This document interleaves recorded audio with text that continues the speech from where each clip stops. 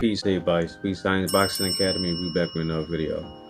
All right, man. So this past weekend we had a crazy event in the Tyson Fury versus Francis Ngannou heavyweight showdown, where Francis Ngannou basically put on a masterclass boxing lesson to the so-called greatest heavyweight of all time in Tyson Fury. Now I say that because you had people like Bob Arum, a whole lot of boxing reporters, people like Dan Raphael, and basically everyone in the UK and Sky Sports.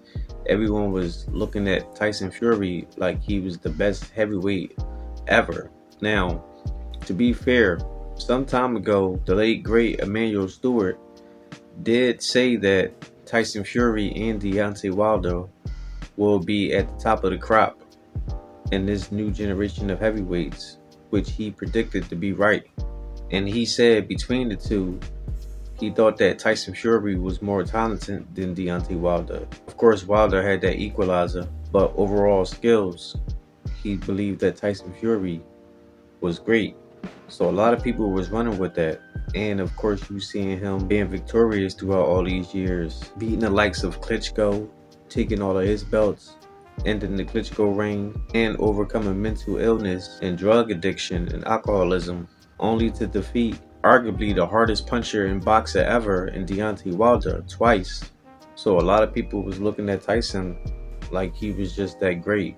Him being 6'8", 6'9", weighing about 19, 20 stones, as they say over there in the UK.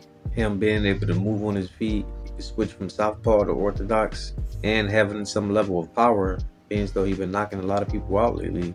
People was looking at him like, yeah, he is good, which I believe that he is great. But not for once I ever believed that he was the greatest boxer of all time. I think that's all was just hype.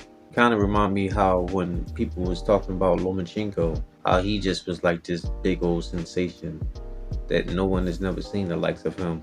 But it was all hype from old media and from fans who really don't know anything about boxing, just going off of what they hear, just being followers. But when you dive deep into it, Tyson always had flaws. He just always got away with it because he just was so big.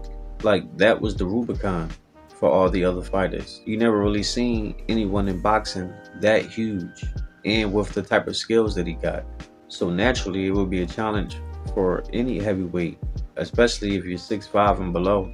And let's face it, this generation of heavyweights is nowhere near like the heavyweights of yesterday. Sure, we got talented fighters today, but the hard work, the grit, the determination, and just the overall boxing knowledge that those guys had yesterday, these heavyweights today don't even come close. Mike Tyson is only about 5'10", but if you put Mike Tyson in his prime in the ring with Tyson Fury, Tyson would get him out of there under 8 rounds, possibly 10, because Fury is so big.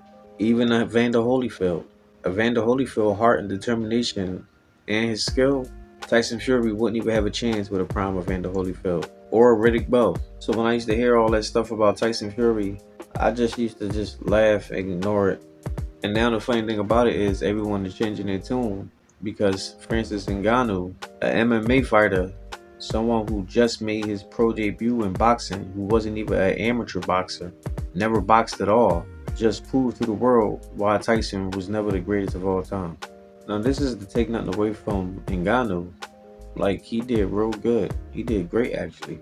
But like I said, for someone who just making his pro debut, who never boxed before, never had no type of amateur fights or anything, should have never been able to do that to Tyson Fury, regardless of how big and strong you are.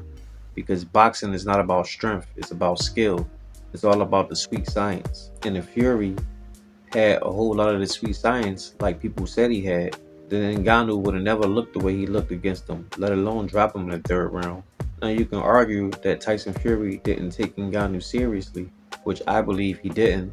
I believe he lollygagged through training because he believed that Ngannou was way over his heels. But just the same, the greatness of Tyson Fury, says Bob Arum and so many others, even a 50% Tyson Fury should have been enough for Francis Ngannou. Now, he did win the fight, but as y'all can see, it's very controversial because a lot of people believe that Francis won the fight. And if Tyson Fury was really so great, There would have been no controversial decision at all. Shoot, it wouldn't even made it to the final bell because Tyson was supposed to get him out of there. But as y'all can see, things didn't go that way.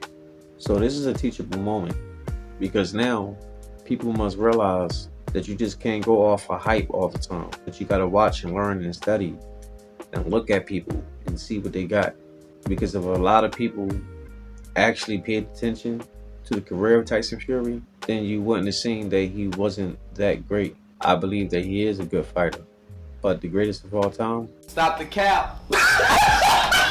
But that's all I got for now, guys. Let me know what y'all think. Drop y'all comments down below. Make sure I hit the like, subscribe, and hit the bell. I'll see y'all the next one. Peace.